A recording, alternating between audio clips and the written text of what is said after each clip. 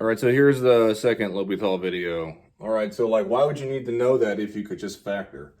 And that's what we saw in the first video. So what I've given you here is a table with x, f, and f prime, and I've given you some information about g here with coordinate, and then that's the derivative graph of g as piecewise. Okay, so let's say evaluate the limit as x approaches 2. Well, you're supposed to plug 2 straight in. Well, obviously, if you plug it into the bottom, you're going to get 0 out. And f of 2, if you plug it straight in, you get 0. So 0 over 0 equals bad or indeterminate.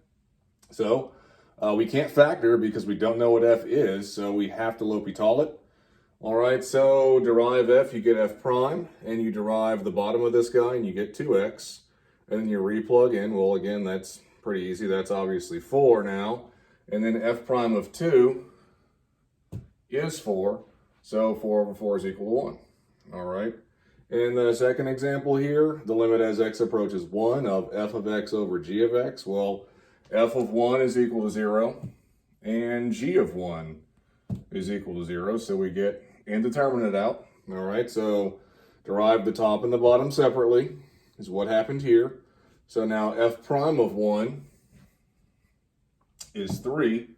And g prime of 1, that's the graph of g prime, so g prime of 1 is 2, and so 3/2. Now, before I click this off, let's just say you got 0 over 0 again. The AP exam is going to have maybe a second derivative graph or a second derivative in your table or something like that, or even a third derivative. Like, you can do this process over and over again until you get to a numerical answer. But once you get to that numerical answer, you're done. So you have to try and like replug in every step along the way.